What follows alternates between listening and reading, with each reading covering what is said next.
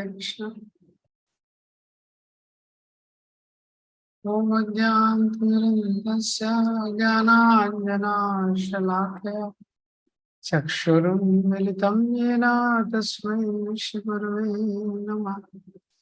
नमो विष्णुपादाय कृष्णपृष्ठाय भूतले श्रीमते भक्तिवेदान्त स्वामी नाम। नमस्ते सरस्वते देवे गौरवाणी प्रचारिणी निर्विशेषा शून्यवादी पाश्चात्य देशतारिणी। जय श्री कृष्ण चैतन्य प्रभु नित्यानंद श्री अद्वैत गदाधर शिवासादि गौर भक्त वृंद।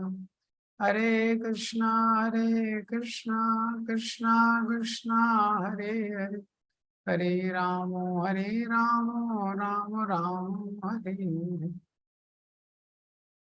हरे कृष्णा। हम लोग ये दूसरा अध्याय पढ़ रहे हैं श्रीमद् भगवद गीता। इसका टाइटल है कंटेंट्स ऑफ गीता समराइज्ड। तो समरी फॉर्म में प्रभुपाद जी ने सारा गीता इस चैप्टर में दिया है। तो इसका एक्रोनिम है गीता, जी फॉर गुरु। तो जब भी किसी व्यक्ति के जीवन में क्राइसिस आती है, सबसे पहले गुरु का शरण लेता है। तो शुरू के 10 श्लोक 1 से लेके 10 तक जो आज कवर हो जाएगा, ये पहला थीम आई फॉर आइडेंटिटी। तो गुरु सबसे पहला ज्ञान क्या देता है कि जीव का स्वरूप क्या है, कि हम शरीर नहीं, हम आत्मा है। तो 11 से लेके 30 तक जो श्लोक है उसमें भगवान ने आत्मा के बारे में बताया। फिर जब हम शरीर नहीं है, हम आत्मा है, लेकिन आत्मा इस शरीर में है, तो हमारी 2 जिम्मेदारियां हैं। तो टी फॉर टाइप्स ऑफ धर्मा, और या 2 टाइप्स ऑफ धर्मा। एक जिम्मेदारी शरीर के प्रति, एक जिम्मेदारी आत्मा के प्रति। तो 31 से लेके 53 तक ये 2 टाइप्स ऑफ धर्म। 31 से 38 स्वधर्मा जो शरीर का धर्म है। 39 से 53 सनातन धर्म जो आत्मा का धर्म है। और 54 से लेके 72 तक आत्माराम, जो ये दोनों जिम्मेदारियों को अच्छे से करता है। तो वो क्या है, आत्माराम बन जाएगा। आत्माराम मीन्स वो फिक्स हो जाएगा कृष्ण कॉन्शियसनेस। तो वो है 2.54 72 तक। तो भी आज हम लोग 6 से लेकर 10 तक श्लोकों का उच्चारण करेंगे, फिर पढ़ेंगे आगे। न चाहे तत्कतरन्नागरीयो यदवाजयं यदिवानो जय ज्ञानेव हत्वा न जिजीविषामा ते अवस्थिता प्रमुखे धातराष्ट्रा कार्पण्य दोषोपहता स्वभावा पृच्छामि तां धर्म सम्मूढचेता यश्रेयासा निश्चितं ब्रूहि तन्मे शिष्यस्तेऽहं शाधिमां त्वां प्रपन्नम् नहि प्रपश्यामि ममापुनद्यात् यशोकम् उच्चोषणम् इन्द्रियाणाम् अवाप्य भूमावस्मत्नं मरद्धं राज्यं सुराणामपि चाधिपत्यम्। संजय उवाच एवं मुक्त्वा ऋषिकेशं गुडाकेशः परन्तप नायोत्स्यति गोविन्दम् उक्त्वा तूष्णीं बभूव। तमुवाच ऋषिकेशः प्रहसन्निव भारत सेनयोरुभयोर्मध्ये विषीदन्तं निलम्बच। तो कलम ने देखा था किस प्रकार से अर्जुन बोलते हैं मैं अपने गुरुओं पे, ये जो महान भावन गुरु न हत्वा ही महान भावन, ये जो मेरे गुरु हैं बहुत महान लोग हैं, भीष्म हैं, द्रोण है, मैं इन पे मैं शस्त्र नहीं चला सकता। फिर 6वें श्लोक में अर्जुन बोलते हैं मुझे पता भी नहीं है कि इन पे हमको जीतना, इनको हम जीतेंगे या हम हारेंगे, ये हमको मारेंगे या हम इनको मारेंगे। तो 6वें श्लोक में अर्जुन अपना इनडिसीजन, कंफ्यूज हो जाते हैं। फिर अर्जुन को समझ में आता है कि मैं ये प्रॉब्लम सॉल्व नहीं कर पाऊंगा। तो 7वें श्लोक में भगवान को शरणागत हो जाते हैं। तो अर्जुन एक्सेप्ट कर लेते हैं। कार्पण्य दोषोपहता स्वभावा, अर्जुन बोलते हैं कि मैं इस कृपणता के दोष से ओवरकम हो गया हूँ। मैं जो क्षत्रिय मेरा स्वभाव है, अपहत स्वभाव, वो चला गया है। धर्म सम्मूढ़ चेता, मेरी बुद्धि धर्म क्या है इसमें भ्रमित हो गई है।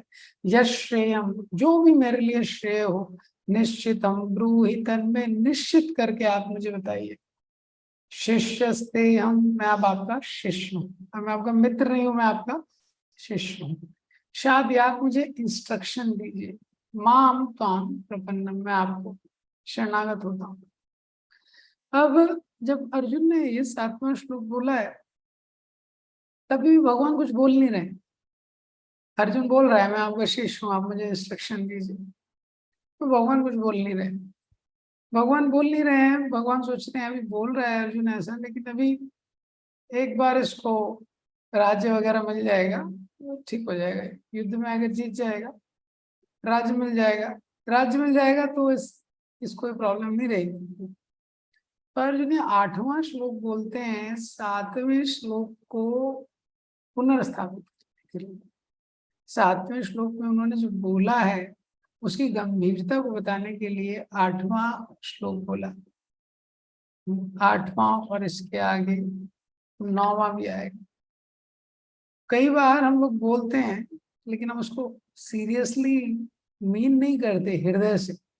हाँ, हृदय से मीन नहीं करते। तो कभी कभी भगवान के सामने जाके प्रार्थना करते हैं, भगवान आप जो करना है कर लीजिए, आप हमको अपनी शरण में रखिए। लेकिन वो बहुत हार्ड से नहीं करते, और सडनली भगवान ने कुछ ऊपर नीचे कर दिया लाइफ में तो हम वापस चले जाते हैं, नहीं नहीं भगवान इतना सब चेंज मत कीजिए, स्टेबल स्टेबल में ही आपके पास बुलाइए, परिस्थितियों को स्टेबल रखिए। तो भगवान की विशेष कृपा होती है तो भगवान तो सब ले लेते। तो बलि महाराज में विशेष कृपा हो गई थी। तो कौन है जो हृदय से भगवान के पास जाके बोल सकता है आप you take everything my dear lord, तो सब तो आपका ही है, सब ले लीजिए, आप जो करना है कर दीजिए। हो सकता है कभी कोई ये बोल दे लेकिन हृदय से नहीं बोलते। हृदय से बोल दिया भगवान कर देंगे, तो थोड़ा सा ही भगवान उसका पहला इंस्टॉलमेंट देंगे, उतने में व्यक्ति डर जाता है और बोलता है आप इतना मत कीजिए, थोड़ा थोड़ा करके। तो यहाँ पे अर्जुन ने बोल दिया है शरणागत हो गया हूं मैं आपका। भगवान बोलते हैं अरे इतना ऑलरेडी इतना डायलॉग है फर्स्ट चैप्टर में, इतना सब कुछ इसने बोला है, पता नहीं है सही बोल रहा है क्या वो। तो अर्जुन यहाँ पे बोलते हैं नहीं प्रपश्यामि, मैं देख नहीं रहा हूँ, यद माम शोकम आपनुयात, मेरा जो माम शोक, मेरा ये जो शोक है ये कैसे जाएगा, कौन मेरा ये शोक दूर कर सकता है। उच्चोषणम इंद्रियाणाम, मेरी जो इंद्रियां हैं ये सूख रही है। तो भगवान बोल रहे हैं अरे एक बार युद्ध में विजय होगी, साम्राज्य मिलेगा, सब शोक चला जाएगा। तो अर्जुन बोलते हैं कि अवाप्य भूमाब अस्पत्नम रत्नम, अवाप्य अगर मुझे प्राप्त हो जाए, सपोज मैंने युद्ध किया, युद्ध पे मैं जीत गया, जीतने के बाद मुझे भूमि का राज्य मिल गया, आस्पतनम रत्नम प्रॉस्पेरस अनराइवल्ड किंगडम, सुराणाम आपिच आधिपत्यम, और जो देवताओं का तक राज है, पृथ्वी का नहीं उसके ऊपर भी अगर मुझे राज्य मिल गया, देवताओं का भी आधिपत्य मिल गया। तो यहाँ पे अर्जुन क्या बोल रहे हैं, अर्जुन बोल रहे हैं कि भगवान ये युद्ध जीतने से भी मेरा, अभी ये मेरा प्रॉब्लम है ये डीप हो गया है, ये प्रॉब्लम युद्ध का नहीं है, ये राज्य का नहीं है। तो अगर कोई राजा युद्ध करता है तो बेस्ट आउटपुट उसका क्या हो सकता है, उसकी सबसे ज्यादा बेस्ट कंडीशन क्या हो सकती है कि वो युद्ध में जीत जाएगा, यही कंडीशन हो सकती है। तो जीतेगा तो उसको राज्य प्राप्त होगा। अब लेकिन क्या है, कई बार व्यक्ति को राज्य प्राप्त होता है लेकिन जो शत्रु है वो निरंतर आक्रमण करते रहते हैं। तो राजा को राज्य तो मिल जाता है, वो बेचारा लेकिन दुखी ही रहता है क्योंकि कोई ना कोई शत्रु आक्रमण कर रहा है, एक के बाद कोई आक्रमण कर रहा है। तो यहाँ पे अर्जुन बोल रहे हैं कि अगर मुझे राज्य प्राप्त हो गया, कंडीशन नंबर 1, और उसके बाद ऐसा राज्य प्राप्त हुआ जो अनराइवल्ड है, आस्पतनम, आस्पतनम का मतलब कोई शत्रु नहीं, निष्कंटक, ऐसा राज्य कोई शत्रु नहीं है। अब सपोज किसी को कोई राज्य मिल गया और कोई शत्रु भी अटैक नहीं कर रहा है, लेकिन राज्य कैसा है, वो खांडव प्रस्थ की तरह है, वो बंजर भूमि मिली है उसको, वहां पे कुछ उगता ही नहीं है, ऐसा राज्य है, तो उस राज्य का भी कोई ज्यादा मतलब नहीं है। तो अर्जुन बोलते हैं रद्धम, if I get unrivalled prosperous kingdom, ऐसा राज्य, पहले तो राज्य मिले, राज्य ऐसा मिले कोई शत्रु ना हो, और जो राज्य हो समृद्धशाली हो। तो अर्जुन बोल रहे हैं कि युद्ध के बाद जो सबसे आइडियल कंडीशन हो सकती है, सबसे आइडियल कंडीशन, हाँ, वो भी मेरे प्रॉब्लम को सॉल्व नहीं कर पाएगी, ये अर्जुन बताना चाहते हैं। ये जो सबसे आदर्श स्थिति है। और यहाँ तक भी अर्जुन बोल रहे हैं, ये पृथ्वी का तो छोड़िए, सुराणाम आप आधिपत्य, मगर मुझे देवताओं का भी राज्य मिल जाए। देखिए जीवन में, लाइफ में ऐसे प्रॉब्लम्स आते हैं जिसका मटेरियल सोल्यूशन नहीं, मटेरियल लेवल में उसको सॉल्व नहीं किया जा सकता। यही अर्जुन यहाँ पे बताना चाहते हैं कि मटेरियल लेवल पे मेरे प्रॉब्लम जो है सोल्यूशन नहीं हो पाएगा, जैसा कि आप सोच रहे हैं। विश्वनाथ चक्रवर्ती ठाकुर इसमें लिखते हैं कि भगवान ये सोच रहे हैं, भगवान क्यों नहीं बोल रहे हैं, 7वें श्लोक में अर्जुन शरणागत हो गए, भगवान बोल रहे अर्जुन से, भगवान सोचते हैं कि अरे तुम्हारा तो मेरे साथ मित्र का रिलेशन है,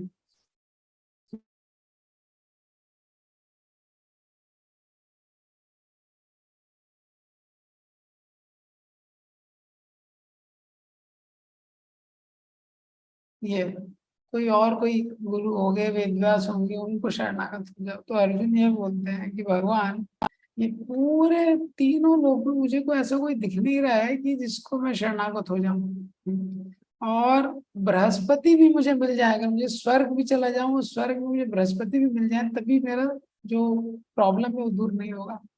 ये जो मेरी इंद्रियां हैं, इंद्रियां जो सूख रही हैं, और क्यों सूख रही हैं, क्योंकि बहुत ज्यादा कष्ट है अर्जुन, इमोशनली बहुत प्रॉब्लम है। ऐसा नहीं है कि फिजिकली अर्जुन को बहुत प्रॉब्लम हो रहा है, लेकिन इमोशनली बहुत प्रॉब्लम। तो अर्जुन बोलते हैं कि, तो भगवान बोलते हैं कि लेकिन अगर तुम युद्ध करोगे, ये राज्य मिलेगा तो तुम्हारा ही कष्ट चला जाएगा। तो अर्जुन बोलते हैं अगर मुझे राज्य मिल गया, पूरी पृथ्वी का, स्वर्ग का भी, कभी भी मेरा ये कष्ट नहीं जाएगा। प्रभुपाद जी ने बहुत सुंदर तात्पर्य दिया है। प्रभुपाद लिखते हैं कि academic knowledge, scholarship, high position, etc. and all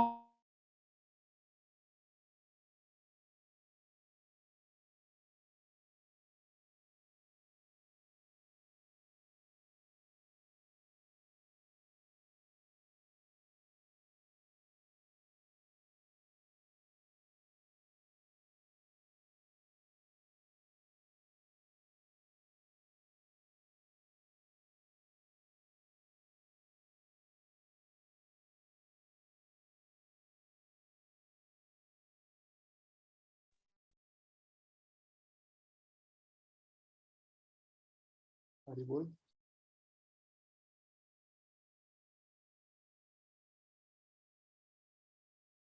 गौरव को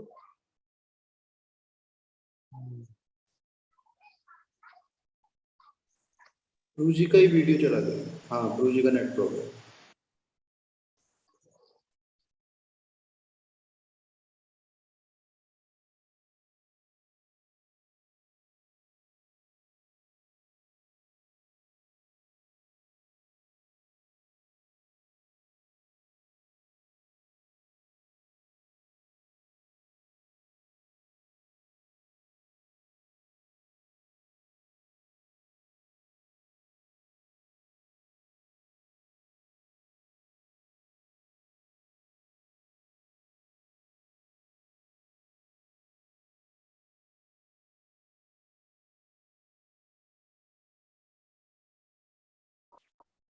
हरे कृष्णा।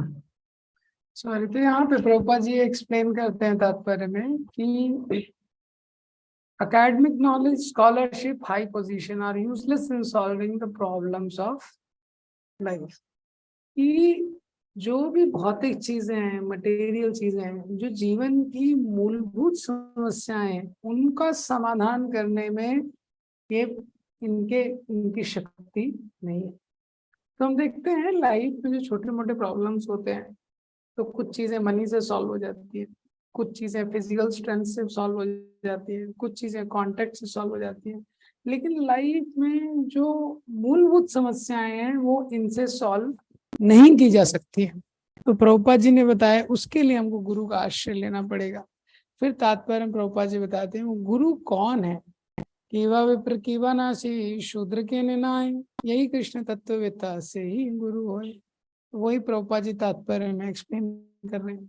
तो अर्जुन यहाँ पे बोल रहे हैं कि नहाई प्रपश्यामी, मैं देख नहीं रहा हूँ दूर दूर तक कि कोई भी मटेरियल चीज या मटेरियल सिचुएशन मेरी प्रॉब्लम को सॉल्व कर सकती है। तो ये स्थिति है जब व्यक्ति गुरु का आश्रय वास्तव में ग्रहण कर पाता है, जब उसको ये समझ में आता है। इंडिया में बहुत सारे लोग बोलते हैं कि हमको गुरु करना है, हाँ गुरु करना है, हाँ इस तरह के, तो बहुत चीप लोग लेते हैं। लेकिन क्या है वास्तव में गुरु का आश्रय व्यक्ति कब ले सकता है? तस्माद गुरुम प्रपद्येता, तस्माद मतलब देयरफॉर। ये देयरफॉर का तात्पर्य आचार्यों ने क्या बताया है, जब वो इस कंक्लूजन में आ गया है कि भौतिक संसार में मुझे भोग नहीं करना है, भौतिक संसार में कुछ एंजॉय नहीं करना है, मैं शरणागत होना चाहता हूँ, क्योंकि इस भौतिक संसार में जीवन की समस्याओं का कोई समाधान नहीं है। जब उसको ये समझ आ जाता है मेरी जो नॉलेज है, मेरे पास जो संपत्ति है, मेरी जो शक्ति है, ये सब व्यर्थ है जीवन के जो रियल प्रॉब्लम्स हैं उसको सॉल्व करने में, तो तब वो एक गुरु के आश्रय को एक्चुअली सीरियसली ले सकता है। तो यहाँ पे बताया गया हमारी जो एग्जिस्टेंस होती है 3 डायमेंशनल।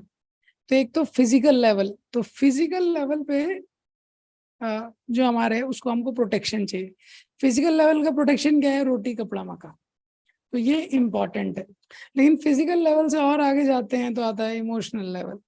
तो जो इमोशनल लेवल है वो भी मटेरियल है, लेकिन इमोशनल लेवल पे चीजें और ज्यादा इंटेंस हो जाती हैं। तो अगर फिजिकल लेवल पे उसको सारा चीज दिया हुआ है, सपोज कीजिए फिजिकल लेवल पे उसको खाने के लिए है, रोटी कपड़ा मकान सब है, लेकिन अगर उसके रिलेशनशिप परफेक्ट हो जाते हैं, हाँ, तो वो क्या है, सब कुछ है लेकिन वो कुछ भी रिलेश नहीं कर सकता है, क्योंकि इमोशंस अफेक्टेड है। तो इमोशनल लेवल पे चीजें ज्यादा इंटेंस हो जाती हैं। जैसे चित्रकेतु महाराज थे, चित्रकेतु महाराज के पास सब कुछ था, राजा थे, लेकिन उनको पुत्र नहीं था। तो वो बोलते हैं कि एवरी, जो भी मेरी संपत्ति है, ये सब कुछ है, it's like a garland offer to a starving man. वो लिखते हैं श्रीमद् भागवतम में। जैसे किसी व्यक्ति को भूख लगी है, आपने उसको एक माला पहना दी, तो माला पहनाने से उसका भूख नहीं जाएगा, क्योंकि वो इमोशनल लेवल पे इशू है। जैसे कोई स्टूडेंट का रिजल्ट आता है, अब रिजल्ट में फेल हो गया, सारे सारे उसके फ्रेंड मजाक उड़ा रहे हैं। अब रिजल्ट आ रहा था तो घर में उसकी मदर ने, तो उसकी उसकी मम्मी ने आइसक्रीम बनाई है, उसको आइसक्रीम सबसे अच्छी लगती है। अब वो घर आता है, उसकी फेवरेट आइसक्रीम है, अब वो उसको रेलिश कर सकता है क्या उस दिन? नहीं कर सकता, हाँ, क्योंकि उसका रिजल्ट खराब हो गया। तो इमोशनल लेवल पे चीजें उससे ज्यादा इंटेंस हो जाती हैं। तो करेंटली जो अर्जुन है वो इमोशनल लेवल का इशू फेस कर रहा है, तो इसलिए वो बोल रहा है कि जो फिजिकल लेवल है, वो राज्य को जीतना, ये करना, संपत्ति अर्जित करना, फिजिकल लेवल से इमोशनल लेवल का प्रॉब्लम सॉल्व नहीं हो सकता है। ये तीसरा लेवल होता है स्पिरिचुअल। तो हमारे जो इमोशन रहते हैं वो मटेरियल और स्पिरिचुअल के बीच में रहते हैं। तो जब हमारे इमोशन मटेरियल चीजों के लिए रहते हैं वो हमको वीक कर देते हैं। वही इमोशन जब हमारे स्पिरिचुअल चीजों के लिए या कृष्णा से कनेक्ट हो जाते हैं, तो वो इमोशंस हमको लिफ्ट करते हैं, लाइफ में अपसाइड लिफ्ट करते हैं। तो जो इमोशन है इस संसार में हम देखते हैं बहुत सारे लोगों को भगवान के लिए भी इमोशन रहते हैं, लेकिन जरूरी नहीं है वो पूरी तरह स्पिरिचुअल हो। शुरू में क्या है, केवल इमोशनल पार्ट रहता है। तो इमोशनल पार्ट रहता है तो भगवान के लिए भी वो इमोशन रहते हैं, वो इमोशन बाकी चीजों के लिए भी रहते हैं, जैसे पहले मैंने डिस्कस किया था। हाँ, तो मूवी देखते हैं तभी भी उनको इमोशंस आ जाते हैं, भगवान को देखते हैं तभी भी उनको इमोशंस आ जाते हैं। तो जो रामायण रहता है, तो रामायण में राम जी का वनवास हो रहा है तो वो रोने लगेंगे, और मूवी देखेंगे तो हीरो हीरोइन का विरह हो रहा है तभी भी रोने लगेंगे। तो इसका मतलब क्या है, प्योरली स्पिरिचुअल इमोशन नहीं है। क्रिकेट मैच देखेंगे, इंडिया पाकिस्तान से आ रहा है तो भी रोने लगेंगे। तो शुरू में इमोशनल और स्पिरिचुअल ये क्या है, मिक्स रहता है। इवेंचुअली जैसे व्यक्ति शुद्ध होता है, उसका जो इमोशन है स्पिरिचुअल हो जाता है। दूसरा इम्पोर्टेंट थिंग है यहाँ पे, ये बताते हैं कि इस संसार में अचीवमेंट के बाद भी ये जरूरी नहीं है कि हमको फुलफिलमेंट मिले। अर्जुन इस श्लोक में बता रहे हैं कि achievement not necessarily will translate into fulfilment. तो अचीवमेंट तो हो रहा है अर्जुन का, इतना बड़ा राज्य मिल रहा है, सब कुछ मिल रहा है, लेकिन फुलफिलमेंट जरूरी नहीं है कि उससे मिलेगा। क्यों? क्योंकि फुलफिलमेंट हमको किससे मिलता है? पर्पस से। तो हमारे जीवन में दो चीजें इंपॉर्टेंट है। जैसे कोई कार चला रहा है, तो कार चला रहा है तो गाड़ी में पेट्रोल होना चाहिए कार चलाने के लिए, लेकिन उससे भी इम्पोर्टेंट एक और चीज है कि कार अगर वो चला रहा है तो जहां वो ड्राइव कर रहा है उसका डेस्टिनेशन होना चाहिए। तो दो things, fuel with which to drive with and destination to drive for. तो अगर गाड़ी में पेट्रोल है लेकिन उसको क्लियर नहीं है कि कहाँ जाना है, तो एक पेट्रोल पंप से दूसरे पेट्रोल पंप पे जा रहा है, वहां पे गाड़ी में तेल भरवा रहा है, फिर आगे जा रहा है और अगले पेट्रोल पंप में तेल भरवा रहा है, यही कर रहा है, फिर तीसरे पेट्रोल पंप में जा रहा है, तेल भरवा रहा है। वो बोर हो जाएगा वो थोड़े टाइम बाद, क्योंकि उसको ये नहीं पता है कि मैं जीवन में करना क्या है, वो सिर्फ ड्राइव कर रहा है। इसी तरह से जो लाइफ में भौतिक जीवन में जो व्यक्ति है, जब उसका केवल उद्देश्य चीजों को अर्जित करना है, उसका उद्देश्य संपत्ति बढ़ाना है, ये करना है, चीजों को अर्जित करना है, तो फ्यूल तो डाल रहा है, फ्यूल तो बढ़ रहा है, लेकिन उद्देश्य अगर क्लियर नहीं है तो उसको लगता है आगे क्या करना है, लाइफ में इसके आगे मुझे क्या करना चाहिए। एक और इम्पोर्टेंट चीज है यहाँ पे, हम देखते हैं, एक और इम्पोर्टेंट चीज है यहाँ पे जो अर्जुन बता रहे हैं कि सक्सेस इन वन फील्ड, एक जगह व्यक्ति सक्सेसफुल है जरूरी नहीं है कि वो कंप्लीटली सक्सेसफुल है। एक जगह व्यक्ति सक्सेसफुल हो सकता है, तो a one sided success does not lead to fulfilment.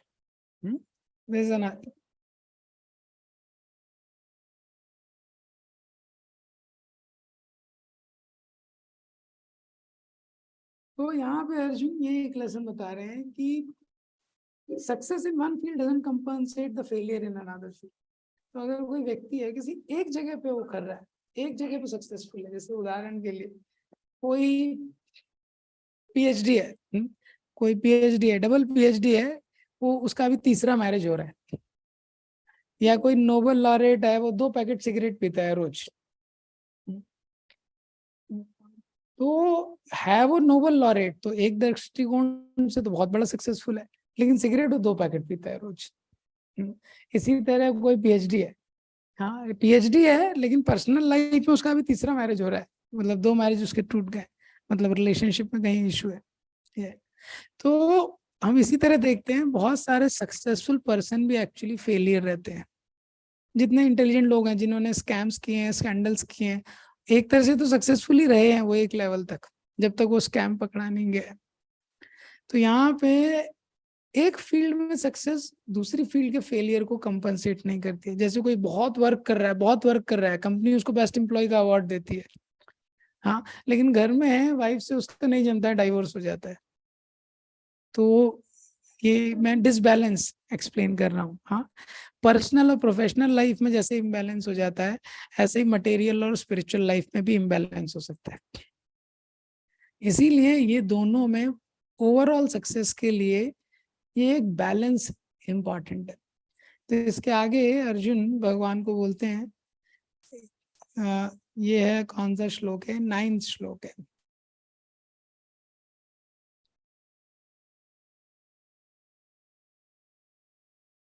Sanjay वाचा एवं मुक्त्वा ऋषिकेशं गुणाकेशा परन्तपा नायोत्सिति गोविंदम उक्त्वा तूष्णीं बभूवः।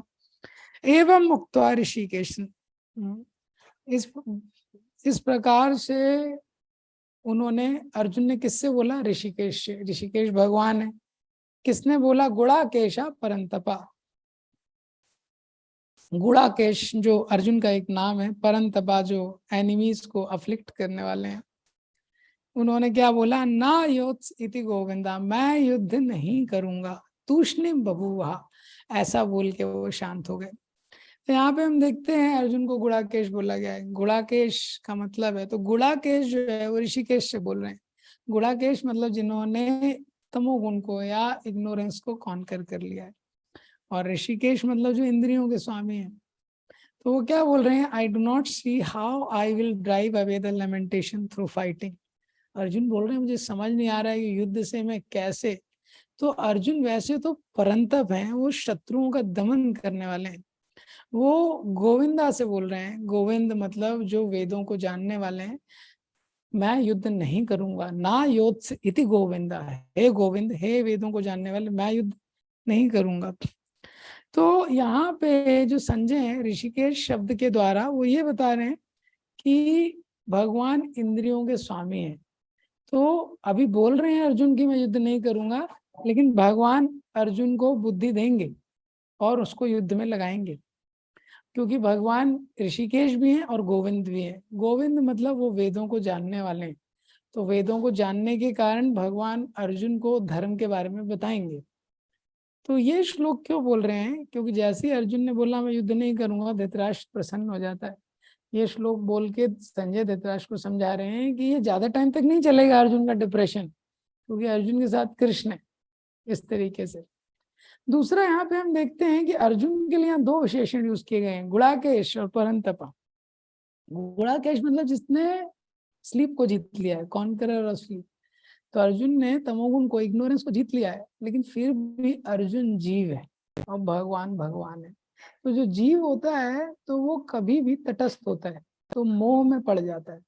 तो अर्जुन ने वैसे तो इग्नोरेंस को जीत लिया है, लेकिन दूसरा इग्नोरेंस उसके ऊपर आ गया है। तो इसीलिए, और अर्जुन के लिए यहाँ पे दो विशेषण यूज कर रहे हैं संजय, गुड़ाकेश और परंतप। जो जिसने कॉन्करर ऑफ स्लीप और शत्रुओं का दमन करने वाले, तो इतना शक्तिशाली जो अर्जुन है। तो यहाँ पे सिद्धांत बता रहे हैं कि भौतिक प्रकृति इतनी प्रभावशाली रहती है कि बड़े से बड़े व्यक्ति को अपने घुटनों पे ला देती है। तो अर्जुन जैसा व्यक्ति जो शत्रुओं का दमन करने वाला है, और कितना उसका ट्रैक रिकॉर्ड है, और इंद्रियों पे उसका इतना संयम है कि उसने नींद को जीत लिया है, वो भी ऐसी असहाय अवस्था में आ गया कि उसको समझ में नहीं आ रहा है कि मुझे क्या करना है। तो हर व्यक्ति के जीवन में ऐसा सिचुएशन आ सकता है। तब अर्जुन की ये स्थिति को देख के भगवान बोलते हैं, तम उवाचा ऋषिकेशा प्रहसन्नेव भारत सेनयोरुभयोर्मध्ये विषीदन्तम् इदं वचात्। हाँ, तो जो ऋषिकेश हैं, प्रहसन इवा, भगवान प्रहसन मीन्स स्माइलिंग, इवा मीन्स एज इफ स्माइलिंग। ऐसा नहीं कि भगवान बहुत जोर जोर से हंसने लगे। यहाँ पे अर्जुन रो रहा है, अश्रुपूर्ण पुलेक्षणम, उसकी आंखों से आंसू गिर रहे हैं और भगवान एकदम हंसने लगे। नहीं, जब अर्जुन बोले प्रहसन, भगवान स्माइल किए। इवा मीन्स एज इफ, मीन्स भगवान ने स्माइल को रोक लिया। तो मंद मंद, भगवान के दांत दिखे नहीं, एकदम माइल्ड स्माइल। तो इस तरह से इदम वाचो, और भगवान ने ये शब्द बोले, तम विषीदंतम, अर्जुन को इस तरह से डिप्रेस देख के सेनाओं के मध्य में। तो यहाँ इसके बाद, इस श्लोक के बाद एक्चुअली भगवान बोलना शुरू करेंगे।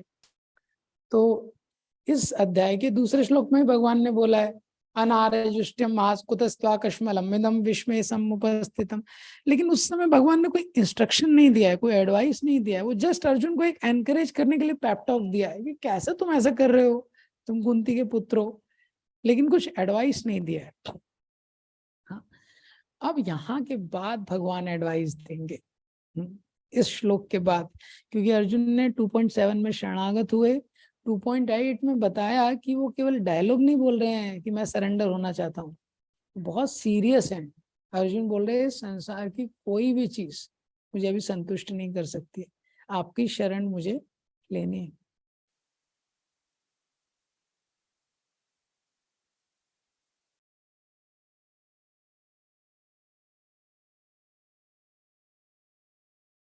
एडवाइस दे देता है, तो व्यक्ति क्या है, उसके लिए वो डिस्टरबेंस हो जाता है, असिस्टेंस नहीं रहता है। कोई व्यक्ति बहुत ठंडी जगह पे जा रहा है, आपने एक बैग भर के गर्म कपड़े उसको दे दिए।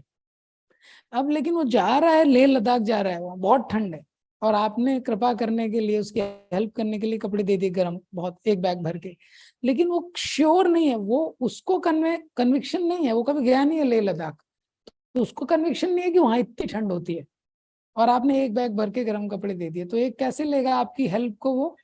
बर्डन की तरह लेगा, वो लेगा अरे मुझे अभी एक बैग उठाना पड़ेगा, इसको लेके जाना पड़ेगा, ऐसा।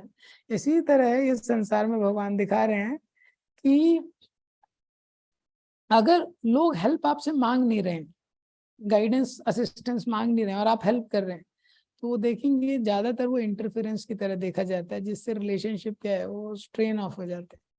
हाँ, तो इसी तरह जो अर्जुन को भगवान ने अभी तक इंस्ट्रक्शन नहीं दिया, अब इसके आगे भगवान उनको इंस्ट्रक्शन देने वाले हैं। ये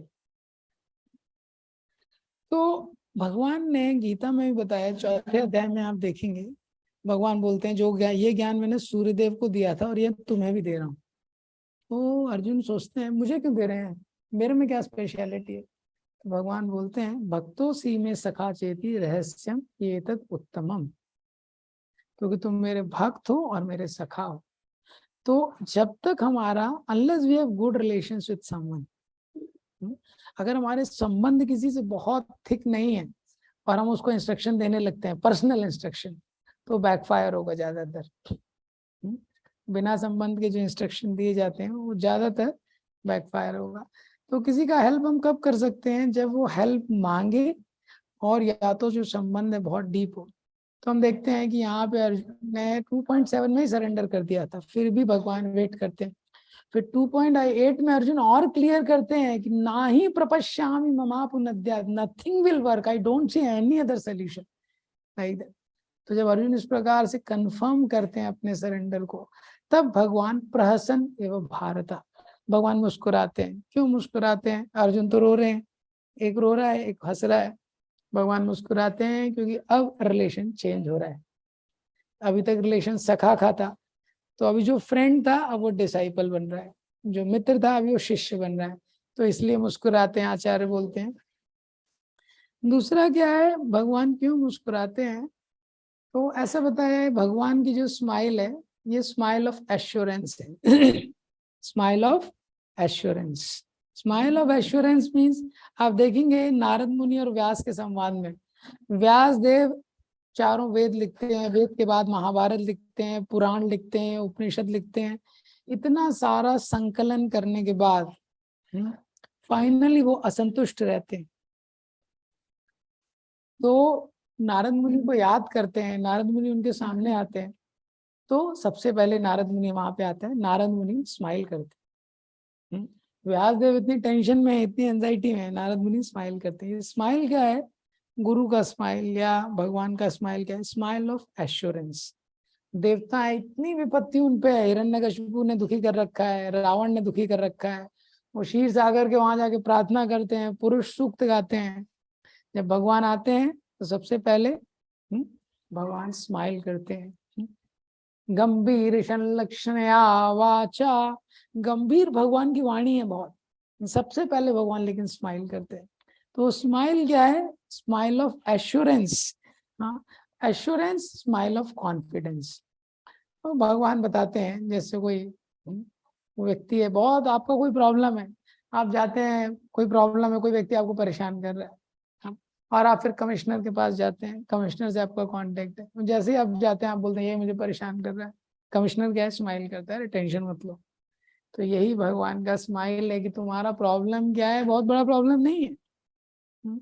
जैसे कि हम इनसिग्निफिकेंट है, हमारी प्रॉब्लम भी इनसिग्निफिकेंट है। तो that is how it is smile of assurance, smile of confidence का ये स्माइल है। कि अभी इसके बाद Krishna is going to deliver the instructions. अब यहाँ से आगे भगवान जो गीता का ज्ञान है, गीता का जो विजडम है, गीता के जो इंस्ट्रक्शन है वो देने वाले हैं इसके आगे। तो प्रहसन एवं भारता, तो जब भी भगवान आते हैं जो स्पिरिचुअल मास्टर है, तो हमको लगता है हम अपनी प्रॉब्लम से ओवरवेल्म हो जाते हैं, और हमको लगता है प्रॉब्लम से बड़ा कुछ नहीं है। कई बार लोगों को लगता है कि मेरी प्रॉब्लम इतनी बड़ी है, भगवान भी कुछ नहीं कर सकते मेरा। हाँ, मैं इतना पापी हूँ, हाँ, वो भगवान भी मेरा कुछ नहीं कर सकते हैं। चरणामृत का सागर भी मिला, मुझे पिला दिया, तभी भी मेरे पाप नहीं जाएंगे। हाँ, तो ये मतलब दूसरा एक्सट्रीम हो जाता है। हमको पता होना चाहिए जो भगवान का कैपेसिटी है वो अनंत है। भगवान के जो भी गुण हैं, भगवान के अनंत गुण हैं, हर गुण का अनंत कैपेसिटी है। जैसे भगवान का एक गुण है, भगवान पतित पावन है। तो लेकिन कितने पतित पावन है, कितना पतित होगा जिसको भगवान पावन कर सकते हैं? किसी ने 1 मर्डर किया है तो भगवान छुड़ा लेंगे, 10 मर्डर किया है कि छुड़ा लेंगे, 15 मर्डर किया है। हाँ, कोई लिमिट नहीं है। भगवान के अनंत गुण हैं और हर गुण का अनंत कैपेसिटी है। ये कितना भी पतित हो उसको भगवान पावन कर सकते।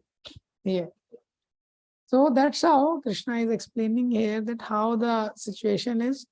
कृष्णा यहाँ पे स्माइल कर रहे हैं कि डोंट वरी, हाँ, बहुत ज्यादा तुम्हारा प्रॉब्लम नहीं है। तो जीव का कितना भी प्रॉब्लम हो, वो प्रॉब्लम इतना सीरियस नहीं है जिसको भगवान सॉल्व ना कर सके। तो यहाँ से भगवान अभी अगले चैप्टर, अगले श्लोक से 2.11 से 30 भगवान इंस्ट्रक्शन देना शुरू करेंगे। पहला इंस्ट्रक्शन नॉलेज ऑफ सोल। और 2.1 से 10 में हम देखते हैं इस सेक्शन का मेन थीम है need of a spiritual master, surrendering to a गुरु।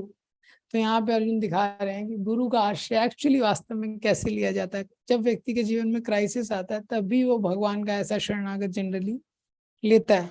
जब तक उसको भौतिक आश्रयों पे निर्भर है, वो उसको लगता है ये मेरी हेल्प कर सकता है, ये मेरी हेल्प कर सकता है, या मेरी अभी नौकरी अच्छी नहीं है, थोड़ा पैकेज थोड़ा अच्छा हो जाएगा फिर सब अच्छा हो जाएगा। जब तक व्यक्ति ऐसा सोचता है, अभी ना ये मेरा 2 BHK है, एक बार मेरा परमानेंट घर हो जाएगा, 5 BHK 4 BHK हो जाएगा, बंगला हो जाएगा तो अच्छा हो जाएगा, तब तक वो भगवान का आश्रय सम्यक रूप से नहीं ले सकता है, क्योंकि ऑलरेडी उसने बहुत सारे आश्रय बना रखे हैं। तो अर्जुन यहाँ पे दिखा रहे हैं जब व्यक्ति को पता रहता है अपने हृदय में कि ये संसार का कोई भी आश्रय मुझे आश्रय नहीं दे सकता है। भगवान का एक नाम है आश्रय विग्रह, जो आश्रय देने वाले विग्रह हैं, तब वो भगवान का आश्रय ले सकता है। प्रभुपाद जी वृंदावन में थे, प्रभुपाद जी ने वृंदावन में एक पोएम लिखी है, उसका नाम है वृंदावन भजन। तो उस पोएम में प्रभुपाद जी लिखते हैं, where are the relatives, where are the family members, where are the friends, where are the business partners, it's all just string of names। तो प्रभुपाद जी बोलते हैं आज मैं अकेला हूँ, मैं वृंदावन में हूँ, मेरे पास कोई संपत्ति नहीं है, मेरे पास कोई व्यक्ति नहीं है। कहाँ मेरा परिवार है, कहाँ मेरे पुत्र हैं, कहाँ मेरे रिश्तेदार हैं, कहाँ मेरे मित्र हैं, ये सब केवल नामों की श्रृंखला है। ये केवल क्या है? नामों की श्रृंखला, just a string of name. केवल कृष्ण ही हमको आश्रय दे सकते हैं इस संसार में, भगवान के अलावा और कोई भी आश्रय देने में समर्थ नहीं है। और जो भी आश्रय हमको इस संसार में भी मिलता है वो भगवान के ही माध्यम से। तो कृतज्ञता वो भगवान के लिए सबसे ज्यादा होनी चाहिए। जैसे कर्ण थे, कर्ण से भगवान स्वयं बोलने आए कि तुमको युद्ध कर, क्यों तुम युद्ध में लग रहे हो, तुम युद्ध मत करो, युद्ध रुक जाएगा, क्योंकि तुम युद्ध नहीं करोगे तो युद्ध रुक जाएगा। और मैं तुमको वचन देता हूं कि तुम सबसे ज्येष्ठ हो पांडवों में, हाँ, तो तुम राजगद्दी पे बैठोगे, युधिष्ठिर राजा नहीं बनेंगे, तुम राजा बनोगे। और इतना बड़ा युद्ध भी नहीं होगा क्योंकि दुर्योधन तुम्हारे पे बहुत बैंक करके युद्ध कर रहा है। तो कर्ण बोलते हैं मैं दुर्योधन को नहीं छोड़ सकता। तो क्यों नहीं छोड़ सकते दुर्योधन को? भगवान, और कर्ण को यही कर्ण बोल रहे हैं, कर्ण को पता है कि ये भगवान है, बोले फिर भी मैं दुर्योधन, क्योंकि दुर्योधन ने विपत्ति में मेरी मदद की है। हाँ, दुर्योधन ने विपत्ति में मेरी मदद की है। तो दुर्योधन, मेरे पास कुछ भी नहीं था, ना राज्य था ना कुछ था, दुर्योधन ने मुझे अंगराज बना दिया। हाँ, तो दुर्योधन ने विपत्ति में मेरी मदद की है। तो कई बार लोग ये लॉजिक देते हैं कि हम भगवान का आश्रय नहीं ले सकते।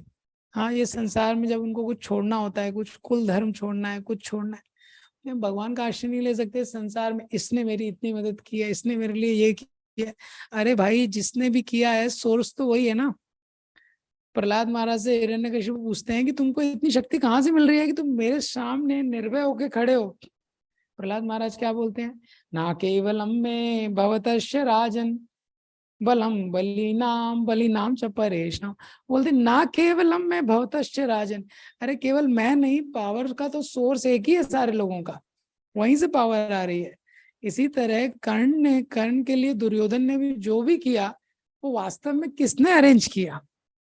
भगवान जब तक सैंक्शन नहीं करेंगे तो होगा नहीं ना कुछ भी। तो भगवान ने ही तो सैंक्शन किया तभी तो वो हुआ। तो एक होता है इमीडिएट कॉज, एक होता है अल्टीमेट कॉज। तो अल्टीमेट कॉज हमेशा कृष्ण है। कुछ भी हो रहा है ये व्यक्ति के हृदय में, जब इस संदर्भ में उसको क्लैरिटी रहती है, उसको हृदय में रहता है भगवान की ही कृपा से हो रहा है। कुंती महारानी की प्रार्थनाओं में आप देखेंगे शुद्ध भक्तों की यही विशेषता है, उनको एक क्लैरिटी है। कुंती महारानी अपनी प्रार्थना में बोलती है आपने हमें बचाया, आपने युद्ध में बचाया, आपने भीम को बचाया, इतने सारी चीजें बोलती हैं, उसमें से 30% जगह भगवान कृष्ण थे ही नहीं। जैसे भीम को जब दुर्योधन ने पॉइजन दिया वो भगवान थे ही नहीं, लेकिन कुंती महारानी बोली आपने बचाया, क्योंकि किसी ने भी बचाया है, फाइनली कृष्ण ने ही बचाया। ये सिद्धांत। ठीक है, इसके आगे हम कल पढ़ेंगे। श्रील प्रभुपाद। जय।